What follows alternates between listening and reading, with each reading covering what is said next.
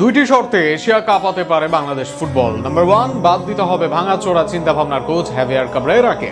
আর দ্বিতীয়ত, দলের অধিনায়কত্বের ভার তুলে দিতে হবে হামজা দেওয়ান চৌধুরীর কাঁধে।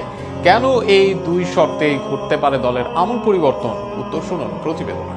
বাংলাদেশ ফুটবলে একসময় আশার আলো জ্বালিয়ে দিয়েছিলেন জামাল ভুঁইয়া। বিদেশে জন্ম নিয়েও দেশের পতাকার জন্য সবকিছু উজাড় করে দিয়েছেন। ভাঙা দলকে নেতৃত্ব দিয়ে গড়েছেন স্বপ্নের দল, কিন্তু সময়ের নিয়মে তিনিও এখন ক্যারিয়ারের শেষ বাঁকে। ঠিক এমন সময় আলোয় ভেসে উঠেছেন এক নতুন নাম, বাংলাদেশ ফুটবল ইতিহাসের সবচেয়ে বড় তারকা হামজা দেওয়ান চৌধুরী। লেস্টার সিটির মতো ইংলিশ প্রিমিয়ার লিগের ক্লাবে অধিনায়কত্ব করেছেন হামজা। মাঠে তার উপস্থিতি মানে প্রতিপক্ষের জন্য ভয়, সতীর্থদের জন্য প্রেরণা।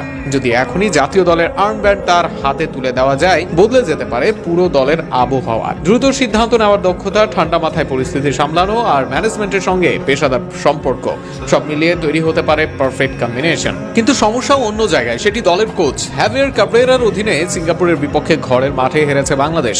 প্রশ্নবিদ্ধ একাদশ আর অদ্ভুত ট্যাকটিক্সে খেলোয়াড়দের পজিশন পাল্টে দেওয়ার মতো সিদ্ধান্তে ক্ষুব্ধ হয়েছেন অনেকে। এমনকি বাফুফের নির্বাহী কমিটির সদস্য সাখাওয়াত হোসেন ভুঁইয়া শাহীন প্রকাশ্যে দাবি করেছিলেন কাবরেরার পদত্যাগ। কিন্তু ফল কি? কোচ রয়ে গেছেন, বরং পদ হারিয়েছেন সেই সাহসী সদস্যই। এখন প্রশ্ন একটাই, বাফুফে কি সুবুদ্ধি দেখাবে? যদি নতুন অভিজ্ঞ এবং কৌশলী কোচ আনা হয় আর সামিত সোম, হামজা